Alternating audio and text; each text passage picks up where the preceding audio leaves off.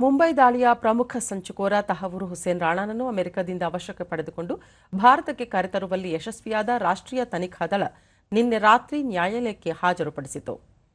ಹೆಚ್ಚಿನ ವಿಚಾರಣೆಗಾಗಿ ತಮ್ಮ ವಶಕ್ಕೆ ನೀಡುವಂತೆ ಎನ್ಐಎ ಅಧಿಕಾರಿಗಳು ಮಾಡಿದ ಮನವಿಗೆ ಸ್ಪಂದಿಸಿದ ನ್ಯಾಯಾಲಯ 18 ದಿನಗಳ ಕಾಲ ಎನ್ಐಎ ವಶಕ್ಕೆ ನೀಡಿತು. ಸುಮಾರು 17 ವರ್ಷಗಳ ಹಿಂದೆ ನಡೆದ ವಿಧ್ವಂಸಕ ಕೃತ್ಯದ ಪ್ರಮುಖ ಆರೋಪಿಗಳನ್ನು ಭಾರತೀಯ ಕಾನೂನುಗಳನುಸಾರ ಶಿಕ್ಷೆಗೆ ಒಳಪಡಿಸಲು ಕೇಂದ್ರ ಸರ್ಕಾರ ನಿರಂತರ ಬದ್ಧತೆಯನ್ನು ತೋರಿದೆ. 2012ರಲ್ಲಿ ಪಾಕಿಸ್ತಾನಿ ಭಯೋತ್ಪಾದಕ ಮುಂಬೈ ತಾಜ್ ಹೋಟೆಲ್ ಅಪರಾಧಿ ಅಜ್ಮಲ್ ಕಸಬ್ನನ್ನು ಗಲ್ಲಿಗೇರಿಸುವ ಮೊದಲು ಇರಿಸಲಾಗಿದ್ದ ಬಂದಿಖಾನೆಯಲ್ಲಿಯೇ ತಹವೂರ್ ರಾಣಾನನ್ನು ಇರಿಸಲಾಗುವುದು ಎಂದು ಹೇಳಲಾಗಿದೆ. ಈ ನಡುವೆ ತಹವೂರ್ ರಾಣಾನನ್ನು ಭಾರತಕ್ಕೆ ಕರೆತಂದ ಬೆನ್ನಲ್ಲೇ ಪಾಕಿಸ್ತಾನವು ಆರೋಪಿಯಿಂದ ಅಂತರ ಕಾಯ್ದುಕೊಂಡಿದೆ. ಮುಂಬೈ ದಾಳಿ ಸಂಚುಕೋರ ಕೆನಡಾದ ಪ್ರಜೆ, ಆತ ನಮ್ಮ ದೇಶದ ವ್ಯಕ್ತಿಯಲ್ಲ ಎಂದು ಹೇಳಿದೆ. ಪಾಕಿಸ್ತಾನ ವಿದೇಶಾಂಗ ಸಚಿವಾಲಯದ ವಕ್ತಾರ ಶಫಕತ್ ಅಲಿ ಖಾನ್ ಹೇಳಿಕೆ ಬಿಡುಗಡೆ ಮಾಡಿದ್ದು, ರಾಣಾ ಪಾಕಿಸ್ತಾನದ ಪೌರತ್ವ ಹೊಂದಿದ ನಾಗರಿಕನಲ್ಲ, ಬದಲಿಗೆ ಆತನಿಗೆ ಕೆನಡಾ ಪೌರತ್ವವಿದೆ. ಹೀಗಾಗಿ ಆತ ಕೆನಡಾ ವ್ಯಕ್ತಿಯ ಹೊರತು ಪಾಕಿಸ್ತಾನದವನಲ್ಲ ಎಂದಿದ್ದಾರೆ.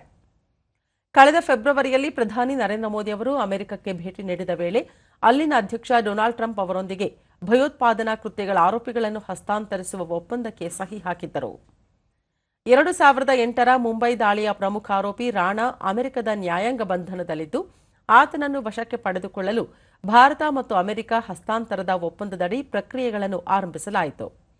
ಅಮೆರಿಕ ಕ್ಯಾಲಿಫೋರ್ನಿಯಾ ಜಿಲ್ಲಾ ನ್ಯಾಯಾಲಯ 2023ರ ಮೇ 16ರಂದು ಭಾರತಕ್ಕೆ ಹಸ್ತಾಂತರಿಸುವಂತೆ ಆದೇಶಿಸಿತ್ತು. ಇದನ್ನು ಪ್ರಶ್ನಿಸಿ 9 ಸರ್ಕ್ಯೂಟ್ ಕೋರ್ಟ್ ಆಫ್ ಅಪೀಲ್ಸ್ನಲ್ಲಿ ರಾಣಾ ಹಲವು ತಕರಾರುಗಳನ್ನು ಸಲ್ಲಿಸಿದ್ದರು. ಎಲ್ಲವೂ ತಿರಸ್ಕಾರಗೊಂಡವು.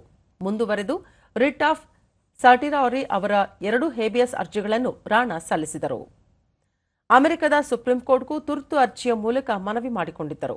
ಆದರೆ ಈ ಎಲ್ಲಾ ಅರ್ಜಿಗಳು ತಿರಸ್ಕಾರಗೊಂಡಿದ್ದವು ಎಂದು ಎನ್ಐಎ ತಿಳಿಸಿದೆ.